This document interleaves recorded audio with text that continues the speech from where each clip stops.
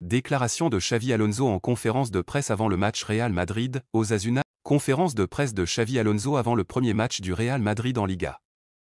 L'entrée en matière, un moment historique pour Xavi Alonso.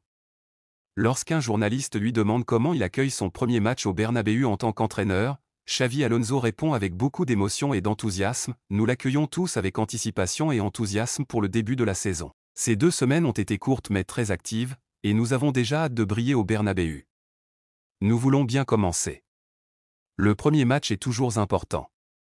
Demain, c'est notre jour. » Cette déclaration traduit d'abord le poids symbolique du moment. Xavi Alonso, ancienne légende du club, revient désormais dans la peau d'un entraîneur. Il insiste sur l'importance de « briller » dès le premier match, signe qu'il veut marquer une empreinte rapide et instaurer une dynamique positive. On ressent aussi la lucidité d'un coach qui connaît les exigences du Real Madrid. Commencer fort est une obligation, pas une option. Mastantuono, le diamant brut du vestiaire. Interrogé sur Claudio Echeverri, Mastantuono, jeune recrue argentine de 17 ans, Alonso ne cache pas son admiration. « La première fois que j'ai parlé avec lui, j'ai été très impressionné par sa personnalité. Il n'a que 17 ans, mais c'est un jeune homme avec une grande confiance en lui. Il n'a pas eu peur de franchir le pas de rejoindre le Real Madrid. On peut voir sa maturité, sa volonté et sa qualité. Il va s'intégrer très vite dans l'équipe. » Le coach met en avant la maturité et la confiance de Mastantuono, 2 qualités essentielles pour réussir dans un club aussi exigeant. On sent que le jeune Argentin a déjà séduit son entraîneur, non seulement par son talent technique, mais aussi par sa mentalité. Xavi Alonso insiste sur la rapidité de son intégration, ce qui laisse présager un temps de jeu rapide dès cette saison. L'identité de jeu encore en construction. À la question sur l'identité de l'équipe, Xavi reste prudent: « Nous travaillons étape par étape et il est difficile d'évaluer l'équipe pour l'instant. Il reste encore du chemin, mais nous avons déjà mis en place les idées principales lors de la Coupe du Monde des clubs et nous avons beaucoup travaillé dessus ces 2 dernières semaines. » Le Basque admet que son projet est encore en phase de construction. Il parle de « travail étape par étape », signe qu'il veut bâtir un collectif solide et progressif, sans brûler les étapes. La référence à la Coupe du Monde des clubs montre qu'il s'appuie déjà sur une première expérience réussie pour structurer son équipe. La construction de l'équipe et le mercato. Concernant l'effectif, Alonso se montre clair: « Je compte sur tout le monde ici, et je veux que chacun soit pleinement prêt. Nous en avons besoin. Je compte sur tout le monde en ce moment. » Une phrase qui ferme la porte à des départs immédiats. Le coach veut garder tout son groupe uni, mobilisé et prêt à donner le maximum. Dans un Real Madrid où la concurrence est rude, c'est aussi une manière d'envoyer un message de responsabilité à ses joueurs: personne n'est mis de côté, mais personne n'a de passe droit. Le poste d'arrière droit et le retour de Carvajal.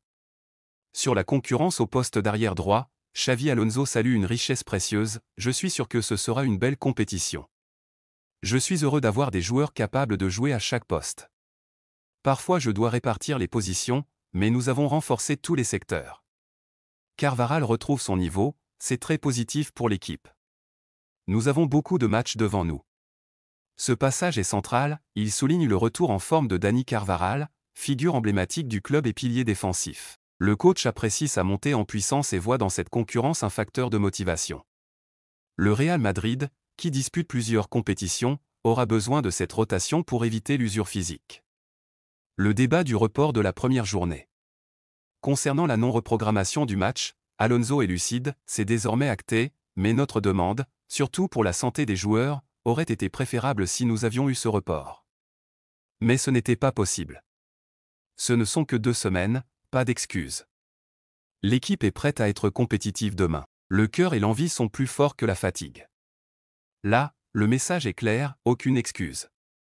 Même s'il reconnaît que la préparation a été courte, il préfère mettre en avant l'envie et le mental comme source d'énergie. Le match prévu à Miami. Sur la polémique autour d'un match de Liga organisé à l'étranger, Alonso s'aligne sur la position du club: « Je suis totalement d'accord avec le communiqué du club. Si les règles changent, cela doit être avec l'accord de tous les participants. Ce n'est pas possible autrement. » Le coach défend le principe d'égalité et de concertation. Une manière de rappeler que le Real Madrid refuse les décisions imposées unilatéralement par la Liga. Lamine Yamal, un danger respecté. Interrogé sur la pépite du Barça, Alonso a répondu avec humour et respect: « Je n'ai pas de tensiomètre. C'est un joueur très important pour Barcelone et pour la sélection nationale. Le moment est venu de l'affronter. Le coach reconnaît le talent exceptionnel de Lamine Yamal, déjà star à seulement 18 ans. Son ton léger traduit toutefois une certaine vigilance, il sait que Yamal est l'un des plus grands dangers offensifs de Barcelone. Vinicius et Mbappé, les clés de l'attaque. Question cruciale, comment ces deux superstars ont assimilé ces idées? Il est important qu'il n'y ait pas de distinction entre les attaquants, mais aussi que la ligne défensive presse lors de l'attaque. Nous voulons travailler comme une seule équipe. Cela nous aidera à progresser dans tous les domaines, en défense comme en attaque. La prise de conscience est essentielle. Je pense que nous avons fait un pas en avant lors de la Coupe du Monde. Nous en sommes conscients et nous continuons à travailler dessus. Alonso refuse de mettre Mbappé et Vinicius au-dessus du collectif. Il insiste sur l'idée d'une pression collective, signe de son influence, à la mode Klopp. On sent son désir de créer une équipe compacte, où les stars doivent aussi défendre. Les promesses aux supporters. À la question sur une promesse possible, Alonso reste fidèle à son style sobre, j'ai tendance à privilégier les actes plutôt que les paroles. Promettre avant d'agir n'apporte généralement rien dans le football. Nous voulons transmettre cette énergie sur le terrain et la mériter. Je dis seulement que cela commencera demain. Ici, le coach veut éviter les déclarations excessives. Son seul engagement est l'énergie sur le terrain, preuve de sa philosophie tournée vers le travail et non vers la communication. Le leadership défensif. Interrogé sur le « patron » de la défense, Alonso donne une réponse très pédagogique, cela doit se faire naturellement, ça doit venir de lui-même. Nous avons des joueurs qui communiquent, qui se déplacent vite et s'imposent rapidement. Le leadership ne s'impose pas, il naît de ce qu'on transmet aux autres. Il peut même y avoir plusieurs leaders. Une vision moderne, il ne croit pas au capitaine désigné de force, mais au leadership naturel et collectif. Cela reflète aussi son vécu de joueur, où plusieurs leaders coexistaient au Real Madrid. Rodrigo et les rumeurs de départ. Concernant l'attaquant brésilien, Alonso a clarifié la situation, il y a eu beaucoup de rumeurs cet été. Il s'en sort très bien. Je compte sur tout le monde, je veux qu'il s'engage pour l'équipe et soit prêt à 100%.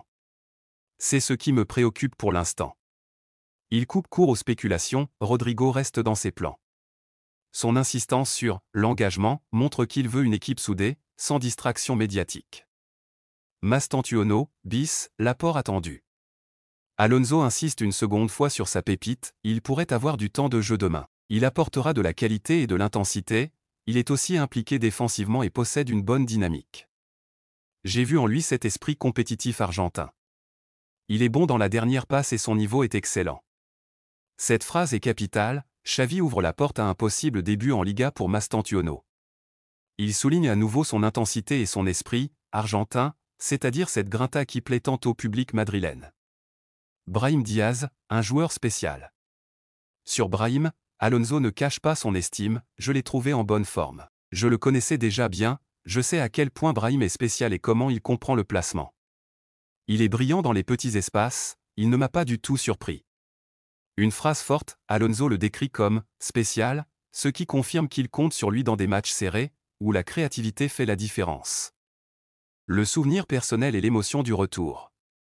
Enfin, interrogé sur son dernier passage au Real Madrid en tant que joueur, Alonso conclut avec émotion « J'ai de très beaux souvenirs.